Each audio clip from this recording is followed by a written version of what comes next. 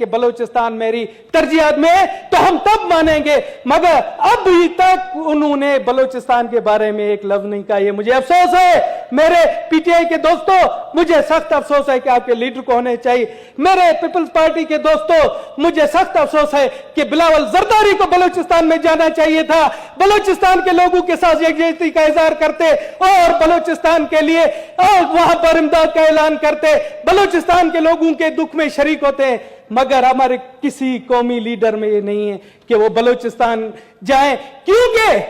وجہ کیا ہے اس کی جناب چیئرمین؟ وجہ یہ ہے کہ ہمارے پاس قومی اسمبلی کی سیٹیں نہیں ہیں۔ ٹوٹل بلوچستان کی 16 سیٹیں، ہمارے تمام قومی پارٹیاں وہ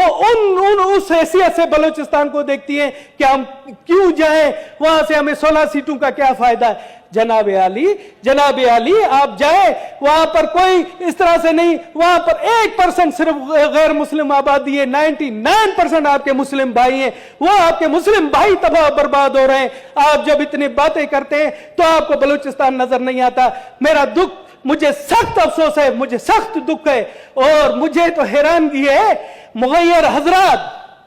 جو دوسری جگہوں پر ہوتے ہیں، ملک ریاض جیسے لوگ بڑے اعلانات کرتے ہیں، جہاں پر طوفان آتا ہے، کشمیر میں آیا تو انہوں نے اربوں روپے کی امداد دی۔ ملک ریاض جیسے لوگ بھی سوئے ہوئے ہیں، ان کو بلوچستان کے عوام کی تکلیف نظر نہیں آتی،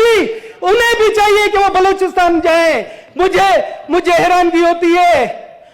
حیرانگی ہوتی ہے کہ ہمارے 3 صوبے، ہمارے 3 بھائی ہیں، وہ دیکھ رہے ہیں کہ چوتھا بھائی برباد ہو رہا ہے، ان کی سرحدیں مل رہی ہیں، ان کے بلوچستان کے جو ضلع ہیں وہ سندھ کے ساتھ لگے ہوئے ہیں، بلوچستان کے ضلع KPK کے ساتھ لگے ہوئے ہیں، بلوچستان کے ضلع ہمارے پنجاب کے ساتھ لگے، وہاں بھی تباہی و بربادی مچی ہوئی ہے، ہمارے پاس وسائل نہیں ہیں، مگر ہمارے صوبے بھی سوئے ہوئے ہیں، ان کو بلوچستان کی بربادی نظر نہیں آ رہی۔ جناب اعلیٰ، ہم بے ہوش ہو چکے ہیں، ہمارے اسلام آباد میں اتنے مغیر حضرات ہیں، ان کو بھی بلوچستان کی بربادی نظر نہیں آتی، وہ بھی بیٹھے بٹھائے۔ آپ سوچیں آج کتنے دن ہوئے وہاں پر نہ ٹرانسپورٹ کی سہولت ہے، سڑکیں ٹوٹی پھوٹی ہے، نہ کوئی جا سکتا ہے، اور تو اور وہاں پر بجلی بھی نہیں ہے۔ آپ سوچیں، آپ اس ایوان کی آج ایئر کنڈیشنیں بند کریں، میں قسم کھا کر کہتا ہوں ہم میں سے کوئی بھی سینیٹر یہاں نہیں ہوگا۔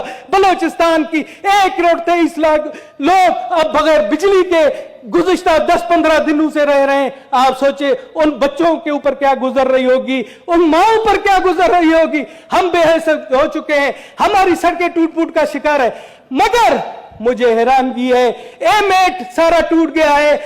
کراچی سے کوئٹہ تک سارا روڈ بند ہے، مگر نیشنل ہائی وے اتھارٹی آپ کو دور تک نظر نہیں آئے گی۔ جناب اعلیٰ، ہب کی پل تھی جو پورے صوبے کو ملاتی تھی، جو صوبے کو ایران سے ملاتی تھی، جو صوبے کو افغانستان، وہ پل اس سیلاب کی نظر ہو چکی ہے۔ وہ کیونکہ اس کی طبعی عمر آج سے 30 سال پہلے پوری ہو چکی تھی۔ وہاں پر جلد سے جلد جلوس ہوئے کہ اس پل کو دوبارہ بنایا جائے سیلاب آنے سے پہلے، اور باقاعدہ پریس کلبوں میں کہا گیا تھا کہ یہ پل ٹوٹے گی، مگر نیشنل ہائی وے اتھارٹی کی ایک غفلت تھی، انہوں نے اس پل کی مرمت کے حوالے سے پچھلے 2 سالوں میں کروڑوں روپے خرچ کیے، کروڑوں روپے کے جو فنڈ خرد ہوئے پچھلے 2 سالوں میں، وہ پل ابھی آج اس سیلاب میں کچی دیوار کی مانند گر گئی جناب اعلیٰ، اور اس میں 2 موٹر سائیکل سوار، اس میں نوجوان الیکٹریشین تھے جو بیچارے کاروبار کی غرض سے، کوئی محنت کی غرض سے اب آئے ہوئے تھے، وہ بھی ڈوب کر ہلاک ہو گئے۔ میں کہتا ہوں اس کا مقدمہ بھی ان نیشنل ہائی وے اتھارٹی کے آفیسران کے خلاف بنایا جائے، ان ٹھیکیداروں کے خلاف بنایا جائے جنہوں نے اس پل کو 2 سال پہلے کروڑوں روپے خرچ کر کے کہا تھا کہ جی ہم نے اسے محفوظ بنایا، پشتے بنائے۔ جناب اعلیٰ، میں تو کہتا ہوں ان کے خلاف FIR آنی چاہیے، مگر